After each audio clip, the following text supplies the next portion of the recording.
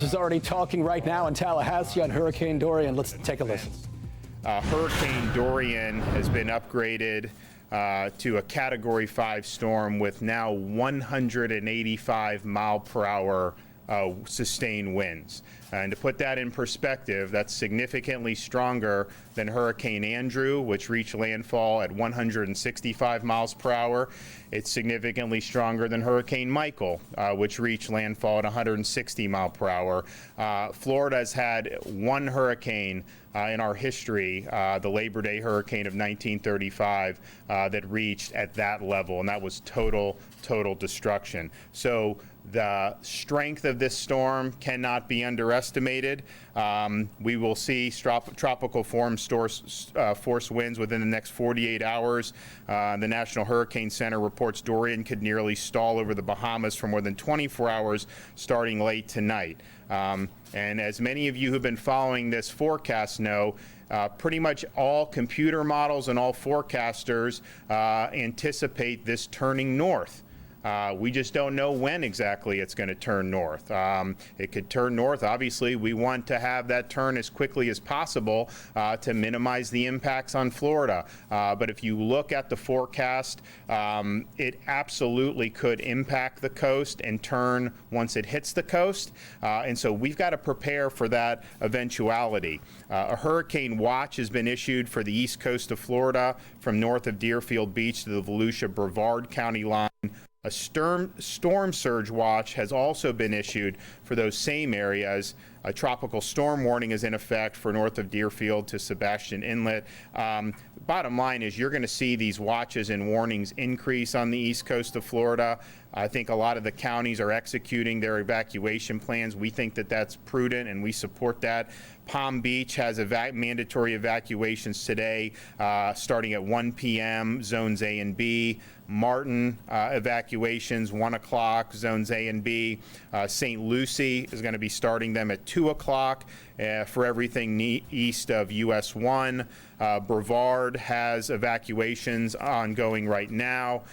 Indian River, Volusia, St. John's are all implementing evacuation plans, and we expect Flagler, Duval, Nassau counties will be announcing their plans very shortly. And it's important for people to understand if you're in an evacuation zone and you're given an order to evacuate, please heed that call.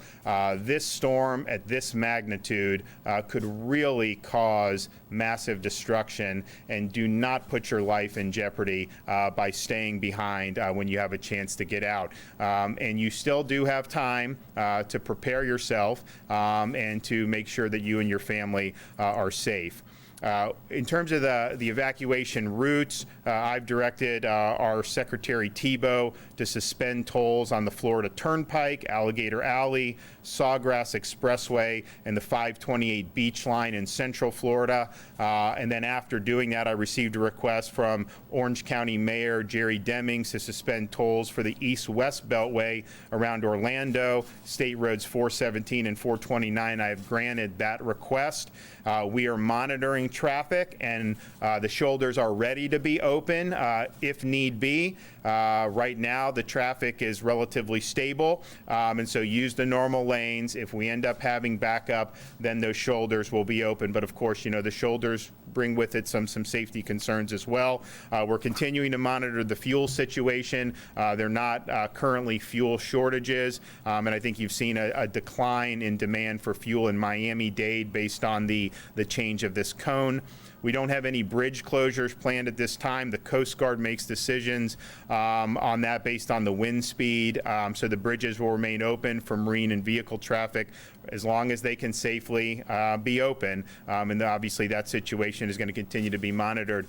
Fort Lauderdale, Hollywood International, Palm Beach International, Orlando International airports are all currently open. They are monitoring the hurricanes and are going to keep their customers informed. Orlando Melbourne International will close on Monday evening.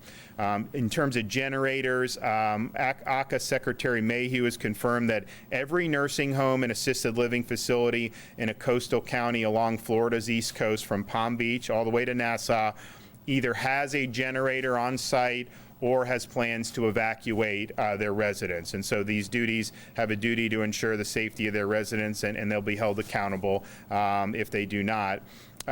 So we are in a situation here where this thing is perilously close to the state. I think we should all hope and pray for the best, but we have to prepare that this could have major impacts on the state of Florida, and so that's what we're doing. You know, obviously we want to be ready to respond as soon as the storm does pass. So you still have time to prepare. You still have time to heed these evacuation orders, and please take this storm seriously. It's been a very, somewhat frustrating experience, not knowing kind of a lot of uncertainty with this thing. But I think back to some of the major hurricanes in Florida in the beginning part of the 20th century. They didn't have any warning about anything. You just all of a sudden see clouds gather and you have a major hurricane. So we have a sense of what parts of Florida are threatened, and we want people to protect themselves and their families. Have a time to take a couple questions. What has changed in the past 24 hours? We heard the director talk about making targeted decisions based upon scenarios being taken off the table. Are more resources moving to the East Coast now in light of that? It'll be more targeted. We're also going to be likely doing probably more National Guard mobilization than we anticipated just for those counties, just because the storm is getting so significant in terms of its ferocity that we've got a plan for potential search and rescue along the East Coast. If it comes to that, we anticipate if we were to get impacted directly, I think you're going to have a lot of flooding up and down the entire East Coast of Florida. So there's going to be assets needed. So those are being done. Those mobilizations are occurring right now. Governor, are you concerned that a number of the newspapers today had headlines breathing a sigh of relief, and you now have to overcome that?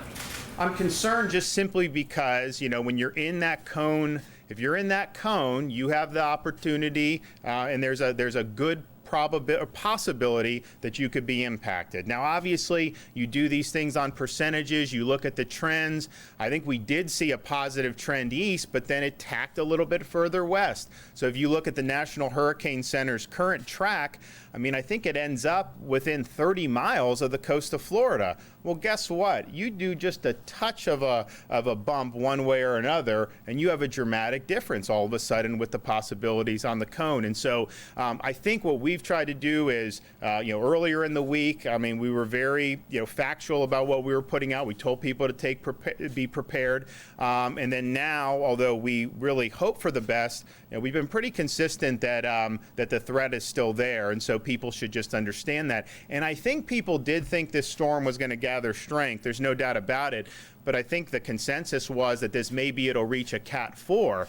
Well, this is a Cat 5 plus right now, and you would really have to go back to 1935 in the state of Florida when the Labor Day hurricane came through and just obliterated the Keys to find anything that had reached this level of danger. Yes.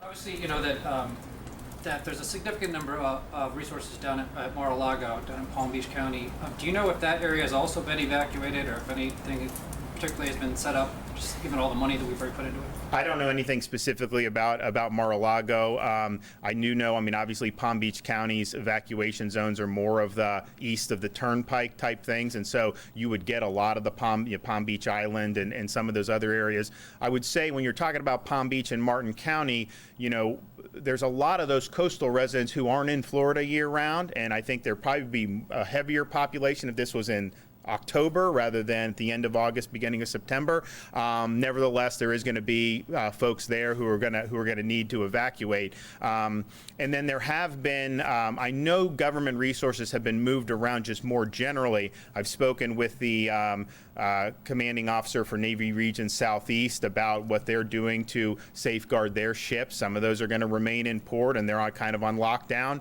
That is kind of typical with their procedures, although I don't know if they've ever gone through a storm of this magnitude where that to be directly impacted. So there are assets being moved around. The Coast Guard was on the call with the president, And they made it very clear that they're going to be able to respond, immediately after this storm passes. And so that is obviously something that's very, very important to us. Because since we don't know the exact path, I mean, the amount of destruction could vary. But I definitely would anticipate. I mean, if we get hit with this, you're going to have a demand for search and rescue. I mean, that's just going to happen.